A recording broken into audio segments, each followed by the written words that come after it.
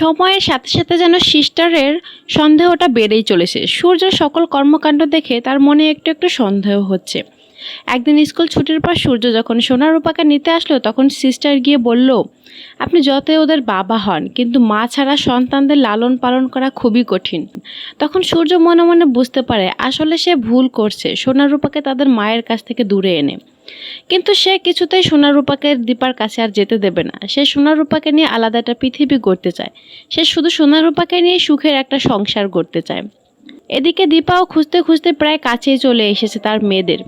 সে স্কুলের গেটে দারোয়ানকে তার মেয়েদের ছবি দেখালেই দারোয়ান সাথে সাথে বলে, হ্যাঁ এরা তো ডাক্তার বাবুর মেয়ে আর ওরা এখানেই পড়ে।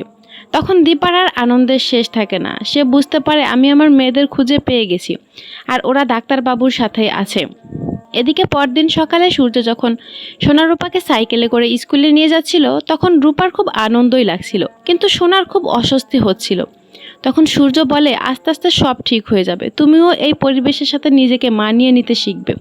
তুমি আগে গাড়িতে চড়েছো ঠিকই, তাইতে তুমি গাড়িতে চড়তে অভ্যস্ত, কিন্তু এখন থেকে তোমাকে এভাবেই নিজেকে মানিয়ে নিতে হবে। এরপর দীপা যখন স্কুলের ভেতরে যায় তখন সে সোনা রূপাকে দেখে তো মহা খুশি, কিন্তু সে তাদের কাছে যেতে চাইলে সোনা রূপা তাদের বলে সে তাকে চেনেই না, বরঞ্চ তারা তার মায়ের থেকে আরো দূরে সরে যায়। তো প্রিয় দর্শক, সোনা রূপা কি আর তার মায়ের কাছে আসতে পারবে না তার বাবার কথা চিন্তা করে, নাকি তার বাবাকে নিয়ে একটা প্ল্যান করে তার মায়ের সাথে আবারও নতুন করে সংসার করবে, তা জানতে আমাদের পরবর্তী ভিডিওগুলো দেখতে থাকুন আর চ্যানেলটি সাবস্ক্রাইব করে সাথে থাকুন।